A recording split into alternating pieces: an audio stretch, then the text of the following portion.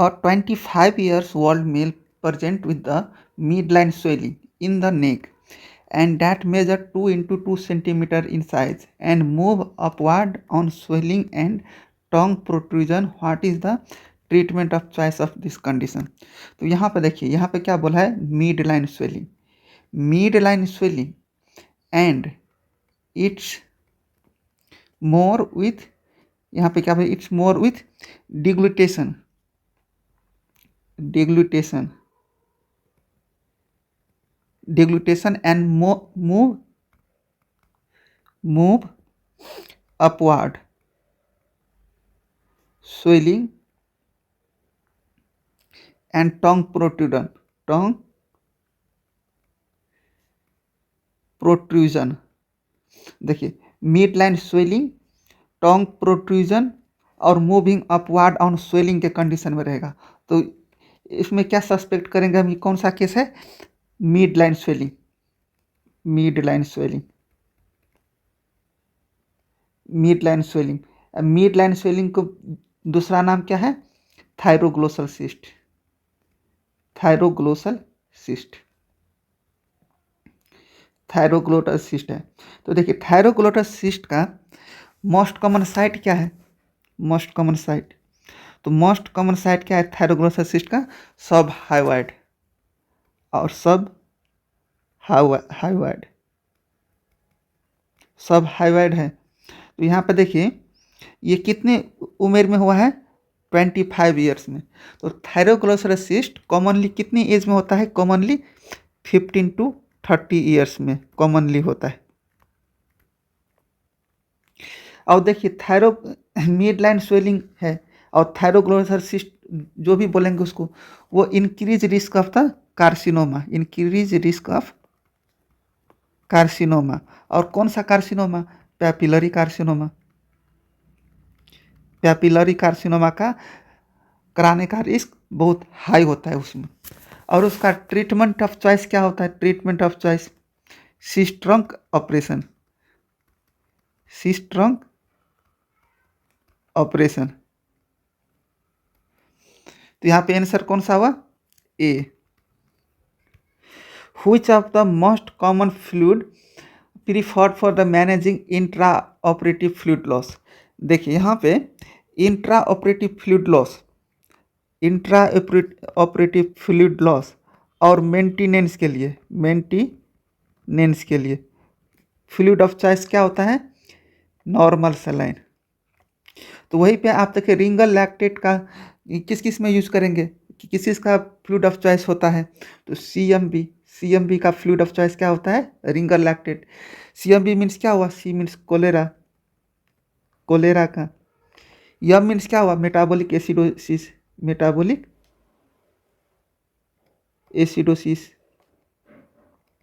और B means क्या हुआ, burn, burn, burn, metabolic acidosis और कोलेरा का fluid of choice Ringer lactate. In operative, intra operative fluid loss और maintenance fluid के लिए फ्लूइड ऑफ चॉइस क्या रहेगा, नॉर्मल सलाइन। तो यहाँ पे आंसर कौन सा हुआ, ए।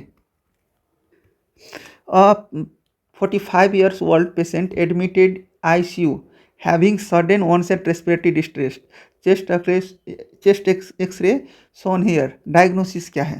तो यहाँ पे देखिए, यहाँ पे देखिए, ये क्या है, लॉन्ग्स कोलैप्स है, लॉन्ग्स कोलैप्स। ये कौन सा साइड है, राइट साइड है और ये लेफ्ट साइड है। तो कहाँ पे लॉन्ग्स कोलैप्स हुआ है, राइट साइड में, राइट साइड में। और यहाँ पे देखिए, ट्रेकिया भी शिफ्टेड हुआ है लेफ्ट साइड में। ट्रेकिया शिफ्ट कहाँ पे हुआ है, ऑपोजिट डायरेक्शन में, trachea shifted opposite direction means left side में, ट्रेकिया शिफ्टेड कहाँ पे, लेफ्ट साइड में। और देखिए, राइट साइड में भास्कुलर मार्किंग भी एब्सेंट है। तो राइट साइड में भास्कुलर मार्किंग एब्सेंट है, भास्कुलर मार्किंग एब्सेंट। ये सब feature, longs collapse, vascular margin absent और ट्रेकिया शिफ्टेड, ये सब किसका फीचर है, न्यूमोथोरैक्स का, न्यूमोथोरैक्स निमोथोरैक्स। और निमोथोरैक्स के लिए बेस्ट इन्वेस्टिगेशन क्या करेंगे? Best investigation CECT।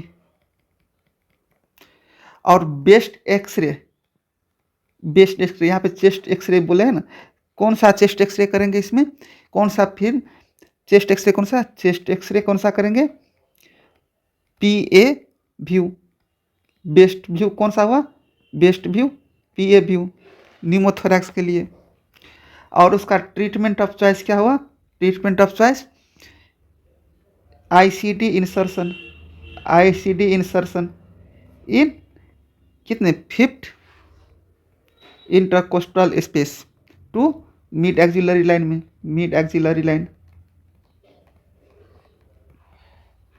तो यहाँ पे आंसर कौन सा हुआ? A। Child is having cystic swelling in floor of mouth which is the bluish red in color of the past 5 years is on the positive transillumination diagnosis। तो यहाँ पे देखिए, यहाँ पे क्या बोला है? cystic swelling in right floor mouth, एक ये हो गया। और ब्लूइश रेड कलर सेकेंड। तो A+B किसका फीचर है? रेनोला का। रेनोला का फीचर है। और उसका डायग्नोसिस कैसे करेंगे? वही cystic swelling in floor of mouth रहेगा और ब्लूइश रेड कलर रहेगा। क्लिनिकली डायग्नोसिस करोगे, क्लिनिकली डायग्नोसिस कैसे करोगे? क्लिनिकली। और ट्रीटमेंट ऑफ चॉइस क्या है? Treatment of choice मार्सुपाइलाइजेशन।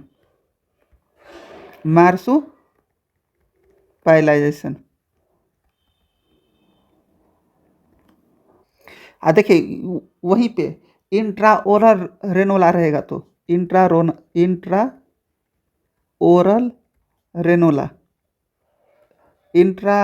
रेनोला और क्या होगा?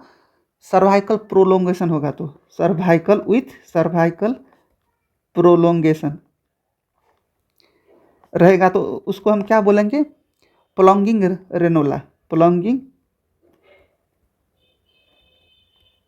रेनोला। और देखिए प्लियोमॉर्फिक है, वो क्या है?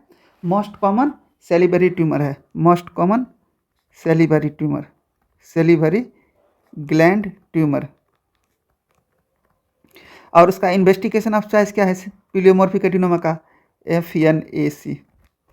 और देखिए FNAC एंड बायोप्सी कंट्राइंडिकेटेड किस में रहता है? कंट्राइंडिकेटेड फियोक्रोमोसाइटोमा में।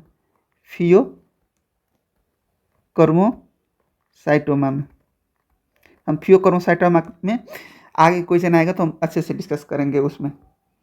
और देखिए स्वेलिंग किस में? प्लियोमॉर्फिक एडिनोमा में भी प्रेजेंट रहता है। स्वेलिंग किस में? प्लियोमॉर्फिक एडिनोमा में भी प्रेजेंट रहता है। और स्वेलिंग कहाँ पे प्रेजेंट रहता है? तो देखिए ईयर लोबुल के आगे में, मतलब इन फ्रंट में, बैक में, ईयर लोबुल के बैक में भी, और क्या बोलता है? बिलो, ईयर लोबुल के बिलो में भी स्वेलिंग प्रेजेंट रहता है। अब देखिए सिस्टिक हाइग्रोमा। अब देखिए यहाँ पे सिस्टिक हाइग्रोमा किसके साथ एसोसिएटेड हो रहता है? टर्नर सिंड्रोम के साथ, एसोसिएटेड विथ टर्नर सिंड्रोम। और देखिए मोस्ट कॉमन साइट क्या है उसका? सिस्टिक हाइग्रोमा का most common site posterior triangle of neck. और उसका सिस्टिक हाइग्रोमा का क्या बोलते हैं? इन्वेस्टिगेशन ऑफ चॉइस क्या है? MRI। तो यहाँ पे आंसर कौन सा हुआ हमारा? C। For staging of intestinal cancer which of the following should be consider. देखिए इंटेस्टाइनल कैंसर क्या है? GI malignancy. All GI malignancy का डिटर्मिनेंट फैक्टर कौन सा है? डिटर्मिनेंट फैक्टर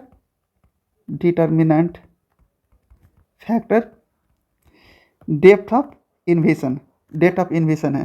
तो डेप्थ ऑफ इन्वेशन डिटर्मिनेंट फैक्टर है ऑल GI मैलिग्नेंसी का answer B। A 65 years old female underwent radiation therapy for recurrence of the breast cancer. 2 weeks later, she is having odontophagia, nausea, vomiting. She says the weight has reduced further. Which of the following is the responsible for this presentation? तो यहाँ पर देखिए breast cancer है और radiotherapy ले रहा था। तो देखिए ब्रेस्ट कैंसर, लंग कैंसर और थोरैसिक कैंसर, ये तीनों में इफ रेडियोथेरापी ट्रीटमेंट देता है। और रेडियोथेरापी का ट्रीटमेंट का मोस्ट साइड इफेक्ट क्या है? रेडिएशन ईसोफेजाइटिस और ईसोफेजाइटिस है। और ईसोफेजाइटिस में 3 to 4 वीक के बाद क्या बोलता है, रेडिएशन ईसोफेजाइटिस कब होता है? रेडियोथेरापी करने के बाद 3 to 4 वीक के बाद ये साइड इफेक्ट डेवलप होता है। और रेडिएशन ईसोफेजाइटिस में कौन कौन सा सिम्टम्स सब डेवलप होता है? ओडिनटोफेजिया, नाउजिया, वोमिटिंग, ये सब डेवलप होता है सिम्टम्स सब। तो आंसर कौन सा हुआ? ए। Which of the following is the preferred treatment in this condition in a patient of road traffic accident? तो यहाँ पे देखिए ये कैसे शेप का है? ये लेमन शेप का है, तो देखिए यहाँ पे ई है, तो ई से क्या हो गया? इपिडोरल हेमाटोमा,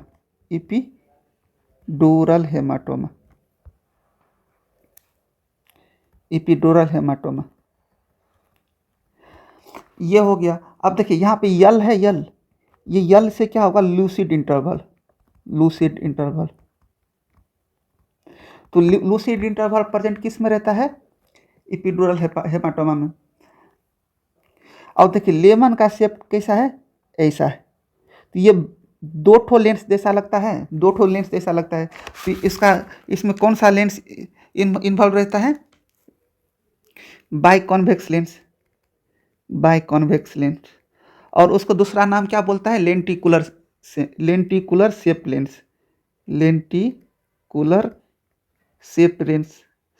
लेंस। कहाँ पे प्रेजेंट रहता है? कौन से रीजन? ये है हाइपरडेंस।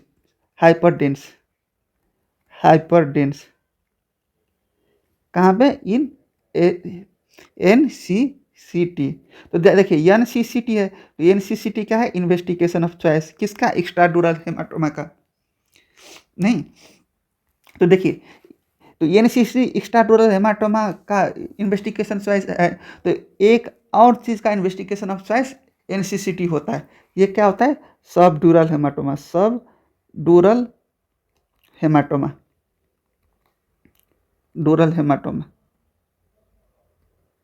तो देखिए सब ड्यूरल हेमाटोमा में देखिए यहाँ पे बी है, तो इसमें कौन सा वेन इन्वॉल्व रहता है? ब्रीजिंग वेन इन्वॉल्व रहता है। तो देखिए सब ड्यूरल हेमाटोमा एक वो वेन रप्चर होने के कारण होता है। तो दूसरा जो हेमाटोमा होता है वो आर्टरी इन्वॉल्व होने के कारण होता है, समझ गए ना? दूसरा होता है आर्टरी इन्वॉल्व होने के कारण। तो इपिड्यूरल हेमाटोमा में क्या इन्वॉल्व रहेगा? आर्टरी। कौन सा आर्टरी? मिडिल मेनिंजियल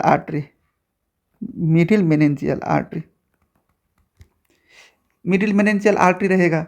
और ब्लड कलेक्शन कहाँ पे रहेगा? उसमें ब्लड कलेक्शन इपिड्यूरल हेमाटोमा में बिटवीन स्कल एंड डोरा के बीच में रहेगा।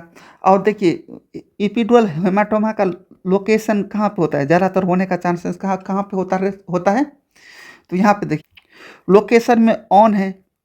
देखिए क्या बोलते हैं? लेमन में ऑन है, लोकेशन में भी ऑन है। और ऑन वाला नाम क्या है? हमारे बॉडी में एक पार्ट का नाम है पेट्रियोन। तो देखिए सब में ऑन है। तो लेमन से कितने चीज़ पता चला? एक देखिए लूसिड इंटरवल प्रेजेंट किस में रहता है? एपिड्यूरल हेमाटोमा में। बाइकॉन्वेक्सो लेंस एपिड्यूरल हेमाटोमा में। पेट्रियन लोकेशन किसका, एपिड्यूरल हेमाटोमा में। कौन सा आर्टरी रप्चर किस में होता है, एपिड्यूरल हेमाटोमा में। मिडीमेनिंजियल आर्टरी, कौन सा आर्टरी, मिडीमेनिंजियल। अब सबड्यूरल हेमाटोमा में। अब बी से देखिए बनाना से, बनाना ऐसे होता है,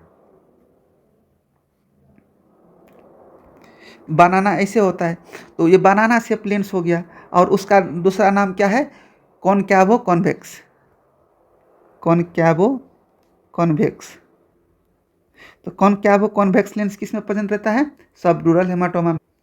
और देखिए ट्रीटमेंट, ट्रीटमेंट कैसे करेंगे, ये दोनों हेमाटोमा का bore hole, bore hole treatment करेंगे। और देखिए होल मीन्स क्या होता है, छोटा, छोटा, होल मीन्स छोटा होता है, तो स्मॉल लीजन के लिए हम बोर होल ऑपरेशन करेंगे। वहीं पे लार्ज, लार्ज लीजन रहेगा तो क्या करेंगे, लार्ज लीजन लगेगा तो क्रैनियोटोमी, क्रैनियोटोमी सर्जरी करेंगे। तो यहाँ पे आंसर क्या हुआ, B, craniotomy with evacuation. A 20 years old patient present with the complaint of palpitation, daily headache, which of the following to be due to the hypertension and diaphoresis? Work show elevated metanephrine value, which of the following is the preferred imaging modality for this patient? यहाँ पर देखिए H D P, H D और P. H D P means क्या हुआ, headache, D means क्या हुआ, डायफ्रोसिस और palpitation. ये किसका ट्राइड है, ये किसका ट्राइड है, फियोक्रोमोसाइटोमा का। तो suggestive of the pheochromocytoma, pheochromocytoma. और देखिए इसका मोस्ट कॉमन सिम्टम्स क्या है, तो हेडेक है most common symptoms, most common symptoms. तो वहीं पे देखिए यहाँ पे क्या बोला है, अनफाउंड ड्यू टू हाइपरटेंशन बोला है। तो ड्यू टू हाइपरटेंशन, तो हाइपरटेंशन क्या है, मोस्ट कॉमन मैनिफेस्टेशन है, मोस्ट कॉमन मैनिफेस्टेशन। देखिए हाइपरटेंशन मोस्ट कॉमन मैनिफेस्टेशन है, तो हम इसमें एफएनएसी एंड बायोप्सी नहीं करेंगे, ये कॉन्ट्राइंडिकेटेड होता है। कॉन्ट्राइंडिकेटेड क्यों होता है, क्योंकि ये हाइपरटेंसिव क्राइसिस करवाएगा, कॉजेज हाइपरटेंसिव क्राइसिस। तो देखिए हाइपरटेंसिव क्राइसिस कर रहा है, तो हमें हाइपरटेंशन का मैनेजमेंट करना है। तो ये हाइपरटेंशन का मैनेजमेंट करने के लिए ड्रग ऑफ चॉइस क्या रहेगा, non selective beta blocker, non selective beta blocker. और नॉन सेलेक्टिव बीटा ब्लॉकर में ड्रग कौन से देंगे, ड्रग ऑफ चॉइस में कौन सा ड्रग देंगे, फिनोक्सीबेंजामिन, फिनोक्सीबेंजामिन।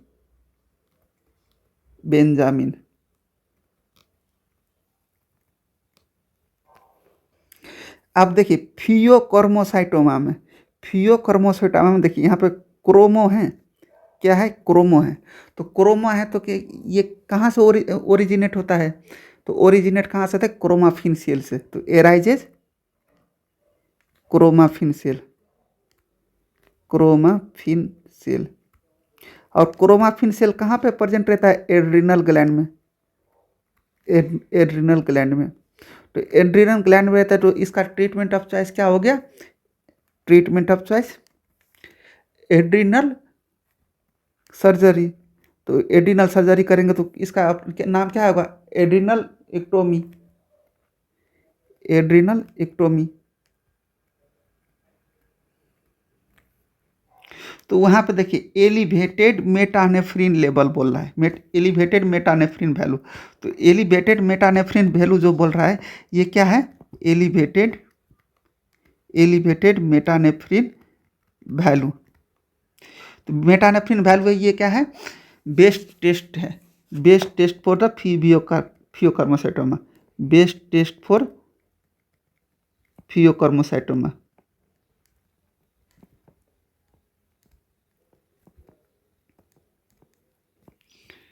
तो देखिए ये तो ये हो गया, बेस्ट टेस्ट हो गया, ये laboratory parameter.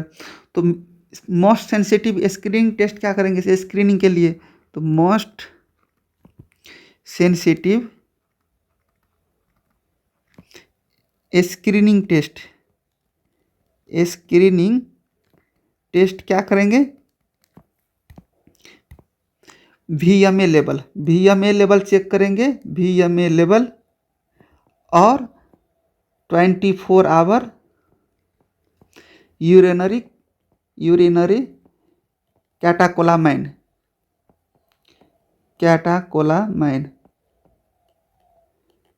Level checkup, 24 hour catecholamine level checkup करेंगे, है ना। ये तो हो गया आपका लैबोरेटरी डायग्नोसिस, है ना, लैबोरेटरी हो गया। तो हम अब उसके लिए क्या करेंगे, रेडियोलॉजिकल इन्वेस्टिगेशन भी करेंगे। तो रेडियोलॉजिकल इन्वेस्टिगेशन ऑफ चॉइस क्या हो गया, MRI।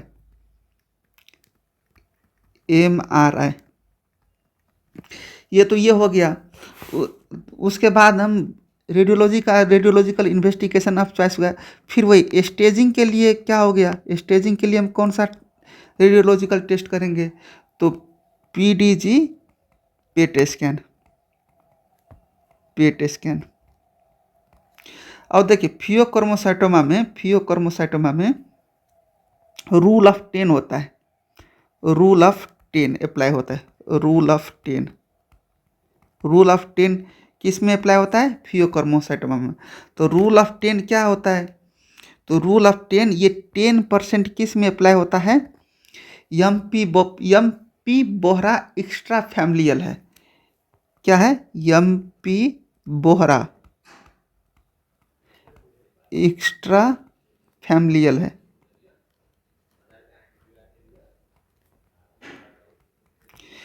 यफ मीन्स क्या होगा, फैमिलियल मीन्स क्या हो गया, 10% फैमिलियर है, 10% एक्स्ट्रा एड्रिनल है, 10% एक्स्ट्रा एड्रिनल। अब बोरा B मीन्स क्या हुआ, बायलेटरल, 10% बायलेटरल है। और P मीन्स क्या हो गया, 10% पेडियाट्रिक पॉपुलेशन में देखा देता है, पॉपुलेशन कौन सा, पेडियाट्रिक। और ये 10% मैलिग्नेंट, 10% मैलिग्नेंट होता है। तो यहाँ पे आंसर कौन सा हो गया, MRI B।